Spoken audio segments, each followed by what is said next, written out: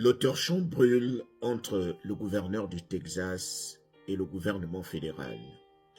En effet, le gouverneur du Texas lance un dernier message strict au gouvernement fédéral.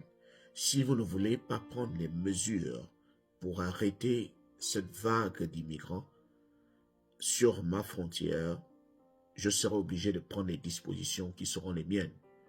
Et le gouverneur du Texas a déjà commencé à couvrir la partie de Rio Grande. Rio Grande, c'est le fleuve qui sépare les États-Unis, c'est-à-dire la frontière mexicaine et la frontière du Texas. La partie de Shelby Park, il a déjà mis les fils de fer barbelés. C'est-à-dire, peu importe celui qui va chercher à traverser, soit il va risquer sa vie, soit s'il arrive à traverser, on l'attrape, on le renvoie ou on le fout en prison. Le gouverneur du Texas mentionne que rien que le mois de décembre, ils ont eu pratiquement 300 000 immigrants. 300 000. Donc, il est en train de dire au gouvernement fédéral, j'ai l'impression que vous ne voulez pas prendre des mesures. Alors, si c'est le cas, retenez que nous allons faire signer une pétition. Alors, le gouverneur du Texas a fait signer une pétition selon laquelle, si il arrive à avoir des signatures, ils vont demander à ce que le Texas ne fasse plus partie des États-Unis d'Amérique. Ils vont quitter l'Union. Parce que le Texas dit, j'ai l'impression que vous négligez cette histoire de frontière.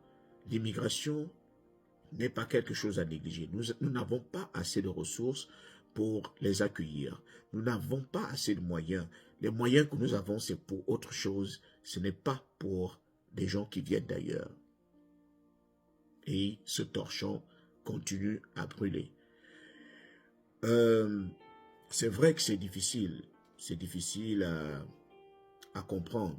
C'est vrai que c'est difficile de comprendre la réaction du gouverneur du Texas qui a peur d'être envahi par les étrangers. Mais il oublie certainement que ce qui a fait ce pays sont les étrangers qui ont construit ce pays et ça a toujours été comme ça. Mais bon, au moins que tous les étrangers sachent aussi là où ils seront un peu accueillis et là où on ne les veut pas.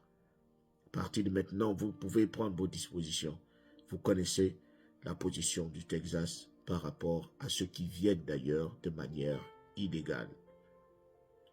Donc, c'est très très important.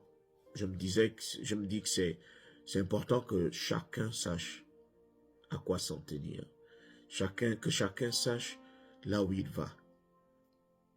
Alors, je rappelle ici que lorsque vous passez par le Mexique a plusieurs frontières avec les États-Unis. Il y a une frontière qui est au Canada, qui est en Californie, une frontière New Mexico, une frontière au Texas, et il y a une frontière en Arizona. Alors, le gouverneur du Texas a déjà eu pratiquement le soutien de 25 gouverneurs républicains, qui ont dit qu'ils le soutiennent dans sa position. C'est-à-dire la position de bloquer tous ces immigrants. Ne pas accepter que les gens viennent dans son État de manière illégale. Les amis, c'était le général et je voulais véhiculer ce message important. Je garde un œil très précis sur l'immigration au Texas parce que je sais que c'est là-bas où ça bouillonne énormément. Ils sont tellement sérieux qu'ils ont même dit qu'ils veulent quitter les États-Unis et devenir un pays indépendant sans pourtant recevoir les ordres de qui que ce soit. Donc, c'est aussi pour ceux qui ne me connaissent pas, je suis le général Alligator, je suis le créateur de la mentalité Alligator et je continue à dire que ceux qui veulent des consultations peuvent m'écrire en inbox. Ceux qui veulent des coachings, qui ont déjà des interviews, les dates d'interview déjà prévues, qui veulent des coachings, qui veulent s'entraîner avant l'interview, vous pouvez me contacter.